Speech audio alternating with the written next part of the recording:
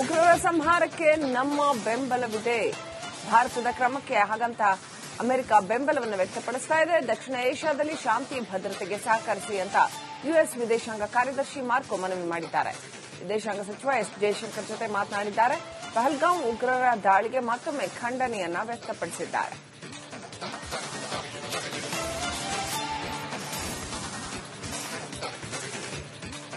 ಈ ಹೊತ್ತಿನಲ್ಲಿ ಅಮೆರಿಕ ಏನ್ ಮಾಡುತ್ತೆ ಅನ್ನೋ ಕುತೂಹಲ ಬಹಳಷ್ಟು ಜನಕ್ಕಿತ್ತು. ಅಮೆರಿಕ ಭಾರತಕ್ಕೆ ಸಹಕಾರವನ್ನು ವ್ಯಕ್ತಪಡಿಸಿದೆ. ಉಗ್ರಗಾಮಿಗಳ ವಿರುದ್ಧದ ಹೋರಾಟದಲ್ಲಿ ಭಾರತಕ್ಕೆ ಸಹಕಾರವನ್ನು ವ್ಯಕ್ತಪಡಿಸಿದೆ. ಅಷ್ಟೇ ಅಲ್ಲ, ಪಾಕಿಸ್ತಾನಕ್ಕೂ ಕೂಡ ಕರೆ ಮಾಡಿ ಪಹಲ್ಗಾಮ್ ಘಟನೆಯನ್ನ ಖಂಡಿಸಬೇಕು ಮತ್ತು ದಕ್ಷಿಣ ಏಷ್ಯಾದಲ್ಲಿ ಶಾಂತಿ ಕಾಪಾಡಬೇಕು ಅನ್ನುವಂಥದ್ದನ್ನ ಹೇಳಿದೆ.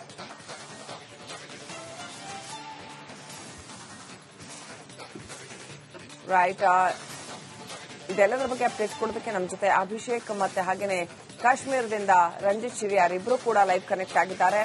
ಅಭಿಷೇಕ್, ಮೊದಲನೇದಾಗಿ ನಾವು ನೋಡ್ತಾ ಇದ್ದೀವಿ, ಈಗ ವಿದೇಶಾಂಗ ಕಾರ್ಯದರ್ಶಿ ಪಾಕಿಸ್ತಾನಕ್ಕೂ ಕೂಡ ಹೇಳಿದ್ದಾರೆ, ನೀವು ಭಾರತದ ಜೊತೆ ನೇರವಾಗಿ ಸಂವಹನ ಮಾಡಿ ಅನ್ನುವಂಥದ್ದನ್ನ ಹೇಳಿದ್ದಾರೆ. ಅಷ್ಟೇ ಅಲ್ಲ, ತನಿಖೆಗೆ ಸಹಕಾರ ನೀಡಿ ಅಂತ ಹೇಳಿದ್ದಾರೆ.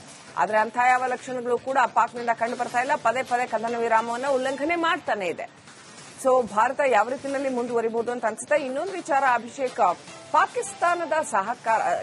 ಅಮೆರಿಕದ ಸಹಕಾರ ಭಾರತಕ್ಕೆ ಎಷ್ಟರ ಮಟ್ಟಿಗೆ ಇರುತ್ತೆ ಈ ಸಂದರ್ಭದಲ್ಲಿ ಅಂತ ಅನ್ಸುತ್ತೆ? ಹೇಗೆ ಕಂಟಿನ್ಯೂ ಆಗುತ್ತಾ ಇದು, ಹೇಗೆ ಅಂತ ಅನ್ಸುತ್ತೆ?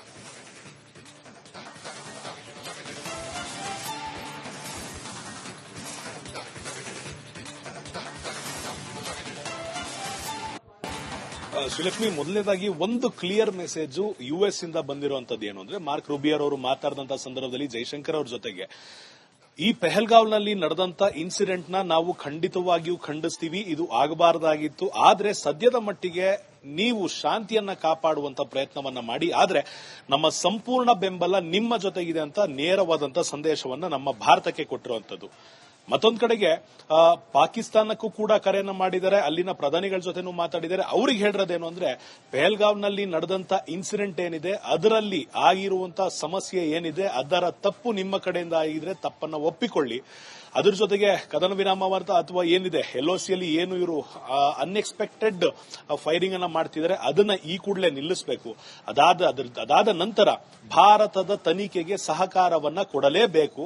ಶಾಂತಿಯನ್ನ ಕಾಪಾಡುವಲ್ಲಿ ನೀವು ಈಗ ಭಾರತದ ಜೊತೆ ಮಾತುಕತೆಯನ್ನ ನಡೆಸಬೇಕು. ಏನೇ ಇದ್ರೂ ಕೂಡ ನೀವು ಯಾವುದೇ ರೀತಿಯಾದಂತಹ ಕ್ರಮವನ್ನ ತೆಗೆದುಕೊಳ್ಳೋದಕ್ಕೂ ಕೂಡ ಮೊದಲು ಭಾರತದ ಜೊತೆ ಮಾತನಾಡಬೇಕು. ಇದಾದ ನಂತರವಷ್ಟೇ ಬೇರೆ ವಿಚಾರಗಳನ್ನ ಮಾತನಾಡೋಣ ಅಂತ ಒಂದು ಸೂಕ್ಷ್ಮವಾದ ಸಂದೇಶವನ್ನ ಕೊಟ್ಟಿರುವಂತದನ್ನ ನಾವಿಲ್ಲಿ ಗಮನಿಸ್ತಾ ಇರುವಂತದ್ದು. ಸೊ ಬೇಸಿಕಲಿ ಈಗ ಭಾರತದ ಜೊತೆ ಯುಎಸ್ ಕೇವಲ ಈಗಲ್ಲ, ಕಳೆದ ಅನೇಕ ದಶಕಗಳಿಂದ ನಮ್ಮ ಸಪೋರ್ಟ್ ಆಗಿ ನಿಂತಿರುವಂತದ್ದು. ಅದರ ಜೊತೆಗೆ ಉಗ್ರಗಾಮಿಗಳನ್ನ ಹೊಡೆದು ಉರುಳಿಸಬೇಕು ಅಂತ ಯುಎಸ್ ಕೂಡ ಕಳೆದ ಅನೇಕ ದಶಕಗಳಿಂದ ಪಣ ತೊಟ್ಟಿದೆ. ಅದರಲ್ಲೂ ಕೂಡ ಯಾವಾಗ ಪಾಕಿಸ್ತಾನ ಭಾರತದ ಮೇಲೆ ಅನೇಕ ಬಾರಿ ಅಟ್ಯಾಕ್ ಅನ್ನ ಮಾಡಿದೆ, ಅಷ್ಟೂ ಬಾರಿ ಯುಎಸ್ ನಮ್ಮ ಜೊತೆ ನಿಂತಿರುವಂತದನ್ನು ನಾವು ಗಮನಿಸಿಕೊಂಡು ಬಂದಿದ್ದೀವಿ. ಈ ಬಾರಿ ಕೂಡ ಒಂದು ಅತಿರೇಕಕ್ಕೆ ಹೋಗಿರುವಂತಹ ಕಾರಣದಿಂದಾಗಿ ಯುಎಸ್ ಒಂದು ಕ್ಲಿಯರ್ ಆದಂತಹ ಸಂದೇಶವನ್ನ ಮಾರ್ಕ್ ರೂಬಿಯೋ ಅವರ ಮೂಲಕ ಕೊಟ್ಟಿರುವಂತದ್ದೇನು, ಯಾವುದೇ ಕಾರಣಕ್ಕೂ ಕೂಡ ನಿಮ್ಮ ಜೊತೆ ನಾವಿರ್ತೇವೆ, ನೀವು ಎದೆಗುಂದುವಂತಿಲ್ಲ. ಅದರ ಜೊತೆಗೆ ಮೊದಲನೇ ಪ್ರಯತ್ನ ಮಾತುಕತೆಯಲ್ಲಾಗ್ಲಿ, ಅದಾಗಲಿಲ್ಲ ಅಂದಾಗ ಯಾವ ಹಂತಕ್ಕೆ ಬೇಕಾದ್ರೂ ಹೋಗ್ಲಿ, ಆ ಹಂತದಲ್ಲಿ ನಾವು ನಿಮ್ ಜೊತೆಗೆ ಇರ್ತೀವಿ ಅಂತ ನೇರವಾದಂತಹ ಸಂದೇಶವನ್ನ ಕೊಟ್ಟಿರುವಂತದ್ದು. ಖಂಡಿತವಾಗಿಯೂ ಸೇನಾ ಬಲಾಬಲ ನೋಡಿದಾಗ ಪಾಕಿಸ್ತಾನಕ್ಕೆ ಇದರಿಂದ ಒಂದಿಷ್ಟು ಭಯ ಆಗೋದಂತೂ ಗ್ಯಾರಂಟಿ ಇರುವಂತದ್ದು. ಯಾಕಂದ್ರೆ ಪಾಕಿಸ್ತಾನ ಜೊತೆ ಚೀನಾ ಇರ್ಬೋದು, ಟರ್ಕಿ ಇರ್ಬೋದು, ಆದ್ರೆ ಭಾರತದ ಜೊತೆ ದೈತ್ಯ ಶಕ್ತಿಗಳಿದೆ ಅಂದಾಗ ಅವರಿಗೆ ಎದೆಯಲ್ಲಿ ನಡುಕ ಉಂಟಾಗದಂತೂ ಗ್ಯಾರಂಟಿ. ಇದನ್ನ ಯಾವ ಹಂತಕ್ಕೆ ಪಾಕಿಸ್ತಾನದವರು ತೆಗೆದುಕೊಂಡು ಹೋಗ್ತಾರೆ, ಭಾರತದ ಜೊತೆ ಮಾತುಕತೆನ ನಡೆಸ್ತಾರ, ತಮ್ಮ ತಪ್ಪನ್ನ ಒಪ್ಪಿಕೊಳ್ತಾರ, ಇಲ್ಲ ತಮ್ಮ ಮೊಂಡುತನವನ್ನ ಇವತ್ತಿಗೂ ಮುಂದುವರಿಸಿ ಭಾರತವೇ ಒಂದು ದಿಟ್ಟ ನಿರ್ಧಾರವನ್ನ ತೆಗೆದುಕೊಳ್ಳುವವರೆಗೂ ಪಾಕಿಸ್ತಾನ ಕಾಯ್ತಾರ ಅನ್ನೋದು ನಮ್ಮ ಮುಂದಿರುವಂತಹ ಪ್ರಶ್ನೆ ಆಗಿರುವಂತದ್ದು. ಆದ್ರೆ ನಮ್ಮ ಸರ್ಕಾರದ ವತಿಯಿಂದ ಆಗಬೇಕಾಗಿರುವಂತಹ ಉಗ್ರರ ಸಂಹಾರಕ್ಕೆ ನಮ್ಮ ಬೆಂಬಲವಿದೆ. ಭಾರತದ ಕ್ರಮಕ್ಕೆ ಹಾಗಂತ ಅಮೆರಿಕ ಬೆಂಬಲವನ್ನು ವ್ಯಕ್ತಪಡಿಸ್ತಾ ಇದೆ. ದಕ್ಷಿಣ ಏಷ್ಯಾದಲ್ಲಿ ಶಾಂತಿ ಭದ್ರತೆಗೆ ಸಹಕರಿಸಿ ಅಂತ ಯುಎಸ್ ವಿದೇಶಾಂಗ ಕಾರ್ಯದರ್ಶಿ ಮಾರ್ಕೊ ಮನವಿ ಮಾಡಿದ್ದಾರೆ. ವಿದೇಶಾಂಗ ಸಚಿವ ಎಸ್ ಜಯಶಂಕರ್ ಜೊತೆ ಮಾತನಾಡಿದ್ದಾರೆ. ಪಹಲ್ಗಾಮ್ ಉಗ್ರರ ದಾಳಿಗೆ ಮತ್ತೊಮ್ಮೆ ಖಂಡನೆಯನ್ನ ವ್ಯಕ್ತಪಡಿಸಿದ್ದಾರೆ.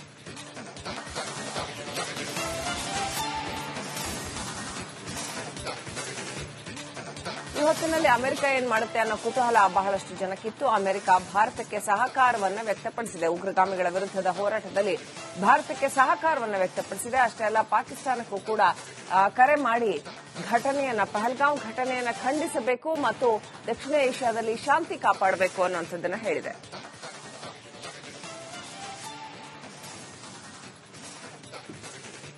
ರೈಟ್, ಇದೆಲ್ಲದರ ಬಗ್ಗೆ ಅಪ್ಡೇಟ್ ಕೊಡೋದಕ್ಕೆ ನಮ್ಮ ಜೊತೆ ಅಭಿಷೇಕ್ ಮತ್ತೆ ಹಾಗೇನೆ ಕಾಶ್ಮೀರದಿಂದ ರಂಜಿತ್ ಶಿರಿಯಾರ್ ಇಬ್ರು ಕೂಡ ಲೈವ್ ಕನೆಕ್ಟ್ ಆಗಿದ್ದಾರೆ.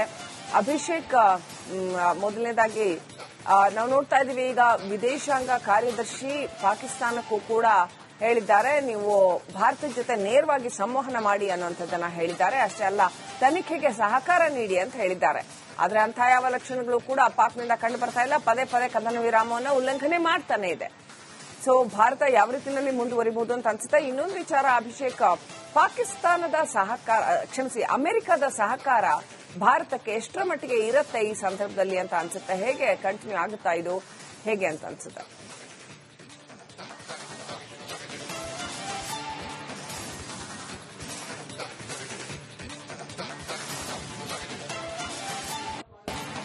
ಶ್ರೀಲಕ್ಷ್ಮಿ, ಮೊದಲನೇದಾಗಿ ಒಂದು ಕ್ಲಿಯರ್ ಮೆಸೇಜ್ ಯುಎಸ್ ಇಂದ ಬಂದಿರುವಂತದ್ದು ಏನು ಅಂದ್ರೆ, ಮಾರ್ಕ್ ರೂಬಿಯರ್ ಅವರು ಮಾತಾಡಿದಂತಹ ಸಂದರ್ಭದಲ್ಲಿ ಜೈಶಂಕರ್ ಅವ್ರ ಜೊತೆಗೆ ಈ ಪೆಹಲ್ಗಾವ್ನಲ್ಲಿ ನಡೆದಂತ ಇನ್ಸಿಡೆಂಟ್ ನಾವು ಖಂಡಿತವಾಗಿಯೂ ಖಂಡಿಸ್ತೀವಿ. ಇದು ಆಗಬಾರದಾಗಿತ್ತು. ಆದ್ರೆ ಸದ್ಯದ ಮಟ್ಟಿಗೆ ನೀವು ಶಾಂತಿಯನ್ನ ಕಾಪಾಡುವಂತ ಪ್ರಯತ್ನವನ್ನ ಮಾಡಿ, ಆದ್ರೆ ನಮ್ಮ ಸಂಪೂರ್ಣ ಬೆಂಬಲ ನಿಮ್ಮ ಜೊತೆಗಿದೆ ಅಂತ ನೇರವಾದಂತ ಸಂದೇಶವನ್ನ ನಮ್ಮ ಭಾರತಕ್ಕೆ ಕೊಟ್ಟಿರುವಂತದ್ದು. ಮತ್ತೊಂದು ಕಡೆಗೆ ಪಾಕಿಸ್ತಾನಕ್ಕೂ ಕೂಡ ಕರೆಯನ್ನ ಮಾಡಿದ್ದಾರೆ, ಅಲ್ಲಿನ ಪ್ರಧಾನಿಗಳ ಜೊತೆನೂ ಮಾತಾಡಿದ್ದಾರೆ. ಅವ್ರಿಗೆ ಹೇಳಿರೋದೇನು ಅಂದ್ರೆ, ಪೆಹಲ್ಗಾವ್ನಲ್ಲಿ ನಡೆದಂತ ಇನ್ಸಿಡೆಂಟ್ ಏನಿದೆ ಅದರಲ್ಲಿ ಆಗಿರುವಂತಹ ಸಮಸ್ಯೆ ಏನಿದೆ ಅದರ ತಪ್ಪು ನಿಮ್ಮ ಕಡೆಯಿಂದ ಆಗಿದ್ರೆ ತಪ್ಪನ್ನ ಒಪ್ಪಿಕೊಳ್ಳಿ. ಅದ್ರ ಜೊತೆಗೆ ಕದನ ವಿರಾಮವಂತ ಅಥವಾ ಏನಿದೆ ಎಲ್ಒಸಿಯಲ್ಲಿ ಏನು ಇವರು ಅನ್ಎಕ್ಸ್ಪೆಕ್ಟೆಡ್ ಫೈರಿಂಗ್ ಅನ್ನ ಮಾಡ್ತಿದ್ದಾರೆ ಅದನ್ನ ಈ ಕೂಡಲೇ ನಿಲ್ಲಿಸಬೇಕು. ಅದಾದ ನಂತರ ಭಾರತದ ತನಿಖೆಗೆ ಸಹಕಾರವನ್ನ ಕೊಡಲೇಬೇಕು. ಶಾಂತಿಯನ್ನ ಕಾಪಾಡುವಲ್ಲಿ ನೀವು ಈಗ ಭಾರತದ ಜೊತೆ ಮಾತುಕತೆಯನ್ನ ನಡೆಸಬೇಕು. ಏನೇ ಇದ್ರೂ ಕೂಡ ನೀವು ಯಾವುದೇ ರೀತಿಯಾದಂತಹ ಕ್ರಮವನ್ನ ತೆಗೆದುಕೊಳ್ಳೋದಕ್ಕೂ ಕೂಡ ಮೊದಲು ಭಾರತದ ಜೊತೆ ಮಾತನಾಡಬೇಕು. ಇದಾದ ನಂತರವಷ್ಟೇ ಬೇರೆ ವಿಚಾರಗಳನ್ನ ಮಾತನಾಡೋಣ ಅಂತ ಒಂದು ಸೂಕ್ಷ್ಮವಾದ ಸಂದೇಶವನ್ನ ಕೊಟ್ಟಿರುವಂತದನ್ನ ನಾವಿಲ್ಲಿ ಗಮನಿಸ್ತಾ ಇರುವಂತದ್ದು. ಸೊ ಬೇಸಿಕಲಿ ಈಗ ಭಾರತದ ಜೊತೆ ಯುಎಸ್ ಕೇವಲ ಈಗಲ್ಲ, ಕಳೆದ ಅನೇಕ ದಶಕಗಳಿಂದ ನಮ್ಮ ಸಪೋರ್ಟ್ ಆಗಿ ನಿಂತಿರುವಂತದ್ದು. ಅದರ ಜೊತೆಗೆ ಉಗ್ರಗಾಮಿಗಳನ್ನ ಹೊಡೆದು ಉರುಳಿಸಬೇಕು ಅಂತ ಯುಎಸ್ ಕೂಡ ಕಳೆದ ಅನೇಕ ದಶಕಗಳಿಂದ ಪಣ ತೊಟ್ಟಿದೆ. ಅದರಲ್ಲೂ ಕೂಡ ಯಾವಾಗ ಪಾಕಿಸ್ತಾನ ಭಾರತದ ಮೇಲೆ ಅನೇಕ ಬಾರಿ ಅಟ್ಯಾಕ್ ಅನ್ನ ಮಾಡಿದೆ, ಅಷ್ಟೂ ಬಾರಿ ಯುಎಸ್ ನಮ್ಮ ಜೊತೆ ನಿಂತಿರುವಂತದನ್ನು ನಾವು ಗಮನಿಸ್ಕೊಂಡ್ ಬಂದಿದ್ದೀವಿ. ಈ ಬಾರಿ ಕೂಡ ಒಂದು ಅತಿರೇಕಕ್ಕೆ ಹೋಗಿರುವಂತಹ ಕಾರಣದಿಂದಾಗಿ ಯುಎಸ್ ಒಂದು ಕ್ಲಿಯರ್ ಆದಂತಹ ಸಂದೇಶವನ್ನ ಮಾರ್ಕ್ ರೂಬಿಯೋ ಅವರ ಮೂಲಕ ಕೊಟ್ಟಿರುವಂತದ್ದೇನು, ಯಾವುದೇ ಕಾರಣಕ್ಕೂ ಕೂಡ ನಿಮ್ಮ ಜೊತೆ ನಾವಿರ್ತೇವೆ, ನೀವು ಎದೆಗುಂದುವಂತಿಲ್ಲ. ಅದರ ಜೊತೆಗೆ ಮೊದಲನೇ ಪ್ರಯತ್ನ ಮಾತುಕತೆಯಲ್ಲಾಗ್ಲಿ, ಅದಾಗಲಿಲ್ಲ ಅಂದಾಗ ಯಾವ ಹಂತಕ್ಕೆ ಬೇಕಾದ್ರೂ ಹೋಗ್ಲಿ ಆ ಹಂತದಲ್ಲಿ ನಾವು ನಿಮ್ ಜೊತೆಗೆ ಇರ್ತೀವಿ ಅಂತ ನೇರವಾದಂತಹ ಸಂದೇಶವನ್ನ ಕೊಟ್ಟಿರುವಂತದ್ದು. ಖಂಡಿತವಾಗಿಯೂ ಸೇನಾ ಬಲಾಬಲ ನೋಡಿದಾಗ ಪಾಕಿಸ್ತಾನಕ್ಕೆ ಇದರಿಂದ ಒಂದಿಷ್ಟು ಭಯ ಆಗೋದಂತೂ ಗ್ಯಾರಂಟಿ ಇರುವಂತದ್ದು. ಯಾಕಂದ್ರೆ ಪಾಕಿಸ್ತಾನ ಜೊತೆ ಚೀನಾ ಇರ್ಬೋದು, ಟರ್ಕಿ ಇರ್ಬೋದು, ಆದ್ರೆ ಭಾರತದ ಜೊತೆ ದೈತ್ಯ ಶಕ್ತಿಗಳಿದೆ ಅಂದಾಗ ಅವರಿಗೆ ಎದೆಯಲ್ಲಿ ನಡುಕ ಉಂಟಾಗದಂತೂ ಗ್ಯಾರಂಟಿ. ಇದನ್ನ ಯಾವ ಹಂತಕ್ಕೆ ಪಾಕಿಸ್ತಾನದವರು ತೆಗೆದುಕೊಂಡು ಹೋಗ್ತಾರೆ, ಭಾರತದ ಜೊತೆ ಮಾತುಕತೆನ ನಡೆಸ್ತಾರ, ತಮ್ಮ ತಪ್ಪನ್ನ ಒಪ್ಪಿಕೊಳ್ತಾರ, ಇಲ್ಲ ತಮ್ಮ ಮೊಂಡುತನವನ್ನ ಇವತ್ತಿಗೂ ಮುಂದುವರಿಸಿ ಭಾರತವೇ ಒಂದು ದಿಟ್ಟ ನಿರ್ಧಾರವನ್ನ ತೆಗೆದುಕೊಳ್ಳೋವರೆಗೂ ಪಾಕಿಸ್ತಾನ ಕಾಯ್ತಾರ ಅನ್ನೋದು ನಮ್ಮ ಮುಂದಿರುವಂತಹ ಪ್ರಶ್ನೆ ಆಗಿರುವಂತದ್ದು. ಆದ್ರೆ ನಮ್ಮ ಸರ್ಕಾರದ ವತಿಯಿಂದ ಆಗಬೇಕಾಗಿರುವಂತಹ ಎಲ್ಲ